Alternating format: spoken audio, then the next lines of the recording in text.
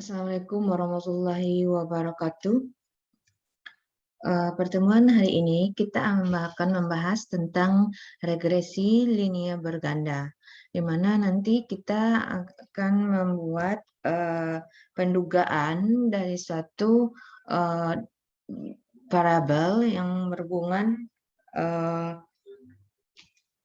berganda, di mana nanti variabel bebasnya itu lebih dari satu, misalnya 2, 3, 4, dan 5. Sedangkan variabel tak bebasnya atau variabel yang dipengaruhinya itu hanya ada satu.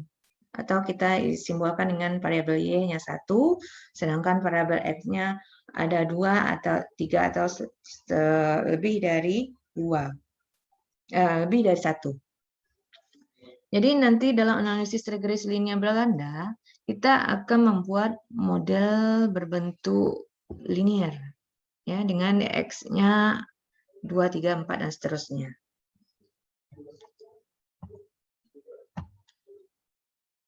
Jadi kalau kita dalam analisis berganda, jadi modelnya seperti ini. Jadi X-nya itu ada 2 atau lebih.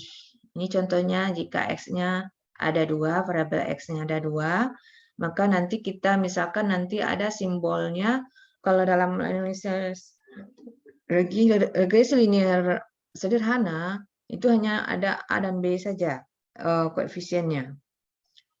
Jadi tambahan koefisiennya hanya ada A dan B. Sedangkan untuk linear berganda ini, B-nya itu ada 2, ada B1 dan B2.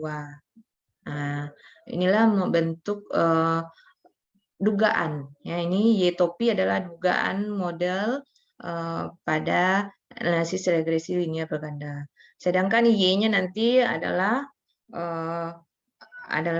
bentuknya seperti ini, yaitu A ditambah B1 kali X1I ditambah B2 kali X2I ditambah EI. Mana nanti EI adalah epsilonnya atau kekeliruan dari data tersebut. Jadi untuk menentukan koefisien A, B1 dan B2 dari persamaan atau model regresi linear berganda ini, kita menggunakan rumus yang cukup cukup banyak. Maksudnya cukup rumit. Ini untuk 2 variabel X, ya. Bagaimana dengan 3, 4 dan seterusnya? Itu lebih kompleks lagi. Jadi untuk aplikasinya secara matematiknya, kalau misalnya X-nya lebih dari 2, misalnya X-nya 3, 4 itu menggunakan matrik. Jadi untuk adik-adik matrik itu belum dipelajari, makanya kita hanya memperkenalkan sampai linear bergandanya untuk X-nya adalah 2. Kemudian secara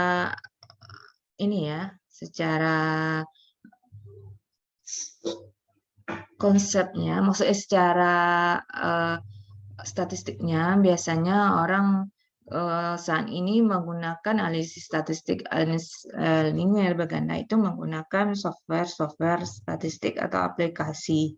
Bisa menggunakan Excel, ya. Dan umum sekarang ini dipakai adalah SPSS. Jadi mungkin untuk prakteknya kita nggak bisa. Jadi karena kita harus menggunakan komputer dan softwarenya. Jadi kita hanya sampai menggunakan analisis regresi linear berganda untuk X-nya hanya ada 2 variabel. Pertama untuk menentukan koefisien A, jadi ini koefisien A ini kita tentukan dengan rumus yaitu Y topi itu berarti kita punya data Y, kita cari rata-ratanya itu Y bar ini Y bar ya salah ya. Y bar kemudian dikurangi B1 berarti kita harus sudah tahu dulu koefisien B1 dikali rata-rata X1, X bar. Kemudian dikurangi B2 dikali X2 bar atau rata-rata dari variabel X yang kedua. Jadi untuk koefisien A, kita harus mencari dulu koefisien B dan koefisien B1 dan koefisien B2. Karena untuk koefisien A itu membutuhkan koefisien B1 dan B2. Jadi sebenarnya nanti kalau kita mau membuat model regresi linear berganda, kita tentukan dulu B1 dan B2-nya. Dimana rumusnya seperti ini. Mungkin kelihatannya sangat rumit ya, terlalu banyak ini rumusnya. Tetapi kalau kita cari satu-satu itu enggak terlalu mudah. Jadi bertahap saja pengerjaannya. Jadi untuk operasi matematiknya itu harus cari dulu yang di dalam kurung ini, ya. Kemudian setelah dapat nilai-nilai yang di dalam kurungnya, kalau ada perkalian, pengurang, penambahan, cari dulu perkalian, kemudian baru aplikasi pengurangan atau penambahan. Kemudian setelah dapat hasilnya B1, B2, baru kita peroleh nanti koefisien A. Nah, ini contohnya nih. Untuk B1, ini ada sigma X2I dikurang X2 bar dikuadratkan. Ini artinya bahwa nanti adik-adik cari dulu rata-rata dari variabel X2.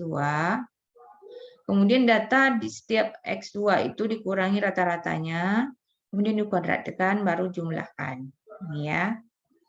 Kalau ini artinya bahwa kita cari dulu rata-rata dari X1 dan rata-rata dari data Y-nya.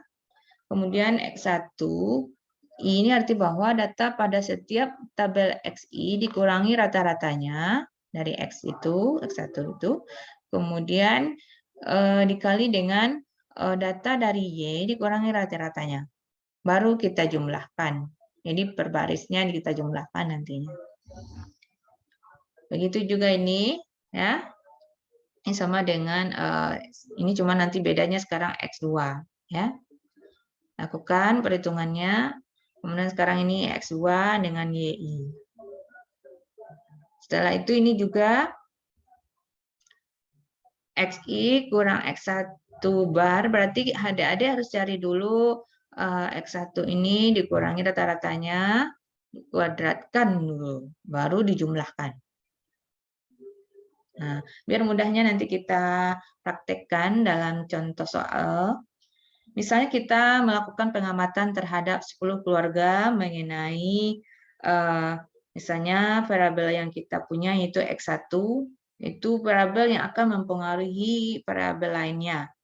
Itu pendapatan dalam ribuan, kemudian X2-nya besar keluarga dalam satuan jiwa, kemudian yang dipengaruhi itu adalah pengeluarannya yaitu Y. Untuk membeli barang A dalam ratusan rupiah. Data hasil pengamatan yang diberikan dalam daftar. Tapi untuk pertama, misalnya adik-adik dalam kehidupan nyata itu tidak akan tahu mana X1, mana X2, mana Y-nya, ya. Jadi kalian harus bisa menentukan mana variabel X, mana variabel Y. Variabel Y itu adalah variabel yang akan dipengaruhi. Jadi kalau secara logikanya kalian harus tahu mana yang jadi penyebab, mana yang menjadi akibat. Ya. Jadi kalau akibat itu Y. Penyebab adalah Y, X. Jadi seperti itu bagaimana menentukan variabel X dan variabel Y-nya. Atau variabel Y itu variabel yang merupakan hasil, kemudian X itu adalah variabel mempengaruhinya yang akan menyebabkannya, seperti itu. Datanya kita punya seperti ini, ada 10 keluarga, atau berarti sampel kita ada 10 ini ya. Jadi data X1 ini seperti ini dalam dolar misalnya ya. Kemudian ini X2, ini Y. Ya. Tentukan koefisien A, B1, B2, dan persamaan selisihnya. Berarti setelah peroleh A, koefisien A, B1, B2, maka kita sudah tahu bentuk persamaan regresinya. Tapi jangan sampai salah dulu, nanti kodenya seperti apa atau simbolnya seperti apa ya. Pertama, Nanti adik-adik buat tambah ini banyak juga nih kolomnya nih 1, 2, 3, 4, 5, 6, 7, 8. Ini kalau secara manual mungkin cukup rumit juga ya kita mencarinya. Tapi kalau Excel nanti mudah tuh ya. Kalau adik-adik udah bisa menggunakan Excel atau kalau pakai SPSS malah lebih cepat lagi. Kita nggak usah bikin ini kolom. Malah tinggal klik nanti keluar hasilnya. Itu kalau pakai SPSS. Tapi kalau pakai Excel itu kalian masih cari mainannya secara manual. Jadi ditambahkan ini ada 8 kolom yang akan kalian buatkan. Itu pertama kita cari dulu rata-rata untuk X1. Ini kita tambahkan ya 10 tambah 2 tambah 4 tambah 6 sampai tambah ini yang terakhir juga 6. Tambahkan semuanya. Kemudian totalnya 60, kita bagi dengan jumlah sampelnya ada 10. Berarti rata-ratanya 6. 60 bagi 10, 6. Kemudian X2-nya totalnya 40 nih. Dibagi 10 jadi 4. Y-nya totalnya 170 berarti rata-ratanya 17. Jadi nanti X bar ini artinya X bar ini Y bar ya. Itu kalian harus tahu bahwa itu menunjukkan simbol dari rata-ratanya. Jadi mencari rata-rata kalian semua udah tahu ya. Nah, mungkin dari SMP ya, SMP atau mungkin SD udah belajar itu mencari rata-rata. Jadi jangan salah sampai kalah dengan anak SD. Kemudian kolom pertama yang akan kita buat adalah X1 kurang rata-ratanya dari X1 itu. Jadi data ini X1 kita kurangi dengan rata-ratanya masing-masingnya. Misalnya ini 10 dikurangi rata-ratanya 6 kan. 10 kurang 6 itu 4. 2 dikurang 6 min jadinya ya, min 4. 4 dikurang 6 min 2. 6 kurang 6 0. Begitu seterusnya sampai terakhir ada sampai ke 10. Kemudian baru ini kita jumlahkan. Kita jumlahkan ternyata hasilnya 0. Ini disebut dengan sigma X1 dikurang X bar. Ini ya. Kalau di rumus ada nggak ya? Sigma XI dikurang X bar. Ini. X1 dikurang X1. Nih. Nih ya. X1 dikurang X1 bar. Nah itu. Sigmanya. Bukan nggak ada di sini. Ini perkaliannya dengan ini langsung ya, nggak. Kita cari aja dulu ya, kan nggak ada. Berarti kita cari ini dulu, ini totalnya 0.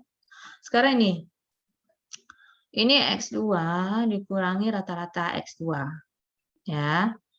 Ini rata-ratanya 4. Berarti data yang X2 ini 7 dikurangi 4 3. 3 dikurang 4 min 1. 2 dikurang 4 min 2. 4 dikurang 4 0. 6 kurang 4 hasilnya 2. Begitu seterusnya ya. Kemudian kita jumlahkan pasti nilainya 0. Pasti ini ya, nilainya 0 kalau dijumlahkan. Kemudian untuk Y dikurangi rata-ratanya. Berarti rata-rata Y 17, berarti data Y kita kurangi dengan rata-ratanya 23 kurang 17 ini ya. Nah, 7 kurang 17 min 10. 15 kurang 17 min 2. 17 kurang 17 0. Begitu sampai 19 kurang 17 2. Kita jumlahkan pasti nilainya 0. Ya. Jadi kalau kita lihat dari kesimpulan ini, data dikurangi dengan rata-ratanya, kemudian kita jumlahkan hasilnya pasti 0. Ya. Sekarang kita langkah kedua. Itu cari X1 dikurang X bar 1 bar, berarti rata-rata dari X1, kemudian dikuadratkan. Kita udah dapat nih tadi, X1 kurang X1 bar. Tinggal dikuadratkan aja lagi, berarti data yang ini kita kuadratkan. 4 dikuadratkan 16. Min 4 dikuadratkan 16 juga ya.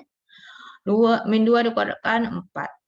0 dikuadratkan 0, 2 dikuadratkan 4. Begitu seterusnya dikuadratkan yang ini, tabel yang nomor kolom berapa nih ya? Kolom keempat nih ya. Ini kuadratkan, kemudian kita jumlahkan. Hasilnya tidak 0 nanti lagi ya, kalau udah dikuadratkan. Nah, kemudian begitu juga X2 dikurang X2 bar dikuadratkan, berarti yang ini dikuadratkan. 3 kuadrat, 9, min 1 dikuadrat, 1, min 2 dikuadratkan, 4, begitu seterusnya. Ya. Kemudian ini X1 dikurang X1 bar dikali Y kurang Y bar. Mana ya nih? Berarti ini X1 dengan yang ini. Ya. Berarti 4 dikali 6. 24. 4 kali, min 4 kali min 10, 40. Min 2 kali min 2, 4. Begitu seterusnya, kita jumlahkan dapatnya 102. Sekarang X2 dikurang X bar dikali Y kurang Y bar. Berarti kalau ini kali ini. 3 kali 6, 18. Min 1 kali min 10, 10. Min 2 kali min 2, 4. Begitu seterusnya, totalnya 57. Sekarang X1 dikurang X1 bar, kemudian kali X2 dikurang X2 bar. Mana X1? Ini X2. 4 kali 3, 12. Ya. 4 kali min 1, 4.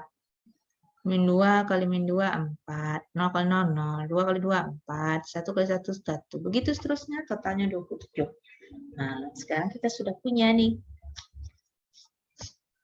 Ini sigmanya nih. Nah, tinggal kita substitusikan hasilnya. Ya. Kita punya untuk B1 rumusnya ini kan. X2 kurang X2 bar kuadrat. Kita udah punya nih tadi. X2 dikurang X2 kuadrat. Ini 22. Ya kan? Ini ya. Kemudian nih X1 dikurang X1 bar dikali Y dikurang Y bar.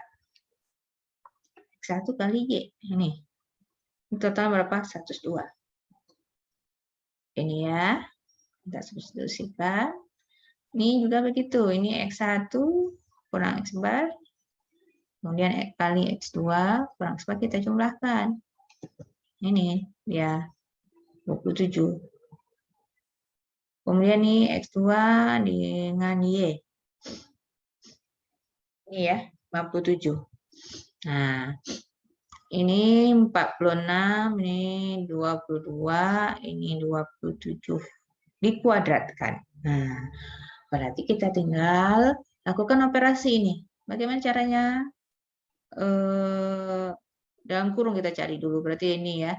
Ini belum 27 kuadrat berapa. Kemudian lakukan operasinya perkalian dulu. Ini 22 kali 102, 27 kali 57, 46 kali 22. Udah selesai kali perkalian. Baru lakukan dulu pengurangan nih. Ini hasil perkalian tadi ini berapa dikurangkan. Ini begitu juga, ini kurangkan baru kita bagi. Hasilnya 2,491. Dia adik-adik harus hati-hati dalam operasi matematiknya. Kemudian B2-nya rumusnya ini.